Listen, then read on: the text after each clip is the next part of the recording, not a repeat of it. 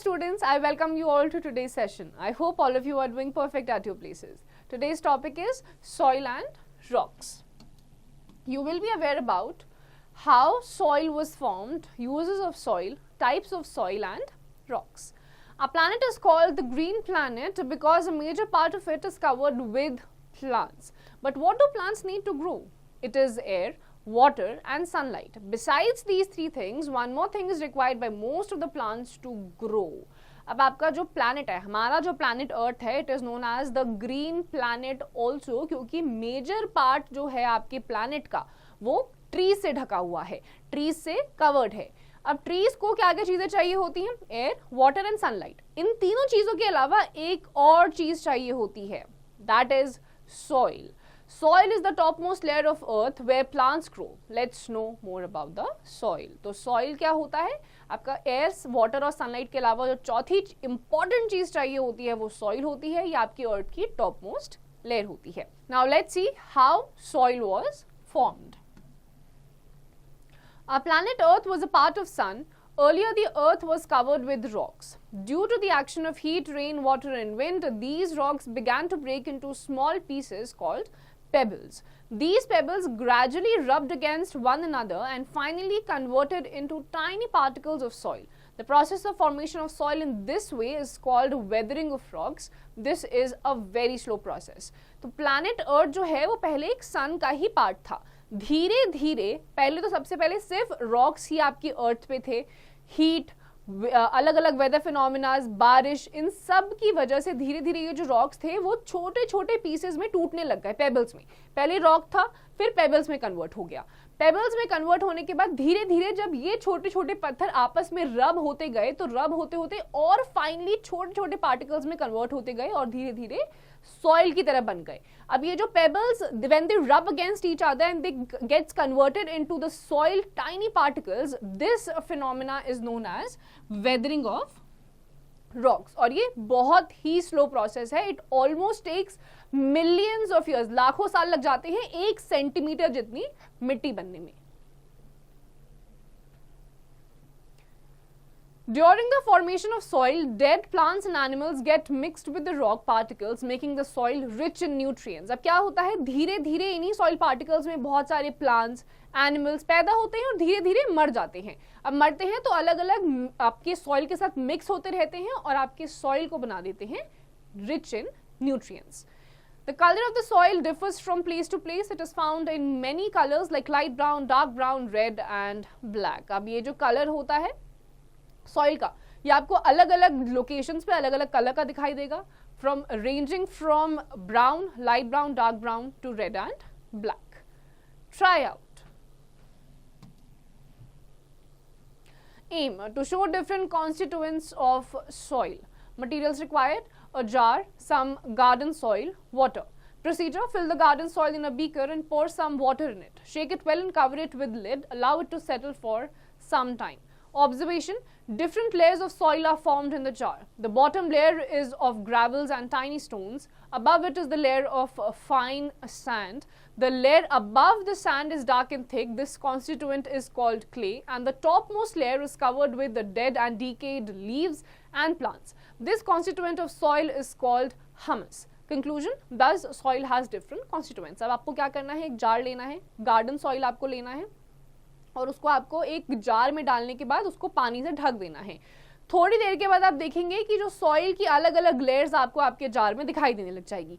सबसे नीचे आपके ग्रेवल्स होंगे. ग्रेवल्स क्या होते हैं, छोटे छोटे से आपके टाइनी पेबल्स होते हैं. उसके जस्ट ऊपर आपको सैंड, रेता दिखाई देगा. रेते के ऊपर आपको थोड़ी सी चिकनी मिट्टी सी दिखाई देगी which is known as clay. और क्ले के ऊपर आपका होता है हमस. हमस जो होता है वो आपका टॉप मोस्ट लेयर होता है सॉइल के कॉन्स्टिट्यूएंट्स का, and it is very much essential for the growth of plants. Uses of soil. Soil is very important for us. Some of the uses of soil are: plants grow in the soil. Plants remain fixed to the soil with the help of their roots. तो soil की क्या क्या importance है? Soil में ही आपके plants grow करते हैं और फिर जब grow करते हैं तो एक जगह पे उनका रहना important है, वो भी soil की वजह से ही होता है. अगर आप एक area जहाँ पर soil है, plant grow कर रहा है, वहाँ का soil अगर आप हटा देंगे तो plant भी die out कर जाएगा.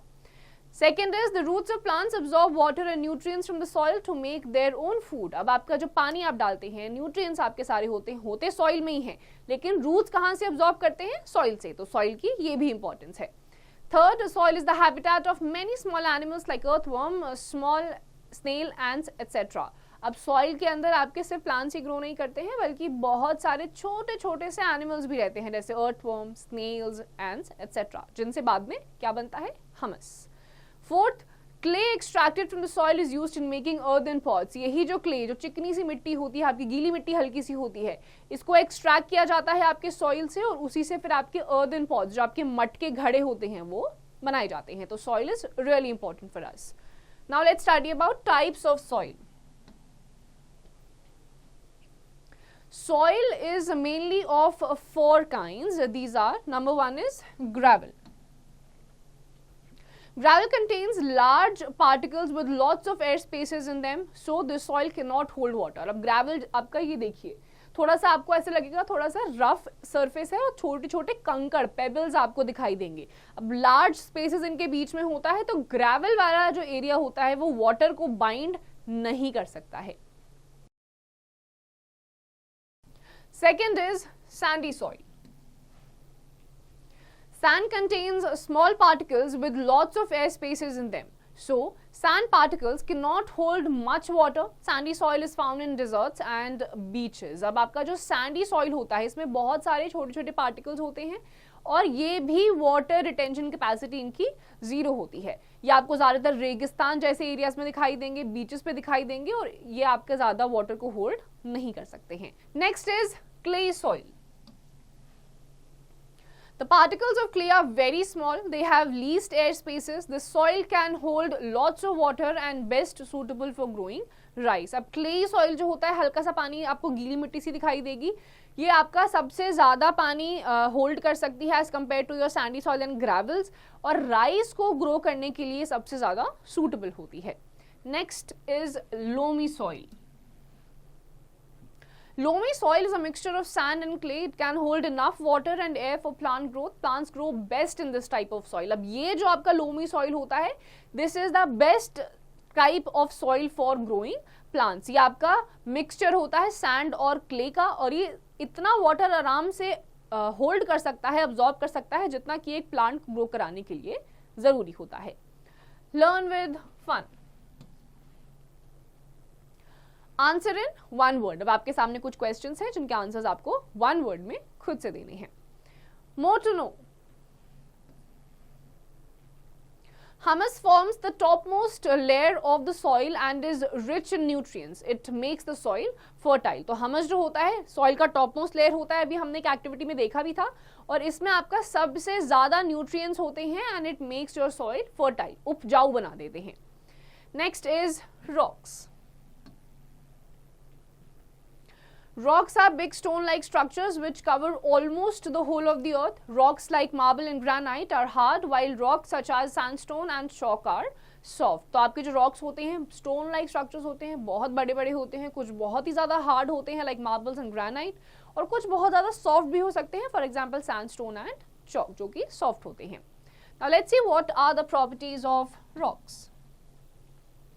Some rocks have tiny spaces in between its molecules. These spaces are called pores. अब कुछ कुछ rocks जो होते हैं, उनके बीच में आपके छोटे छोटे intermolecular spaces होते हैं. These spaces are called pores.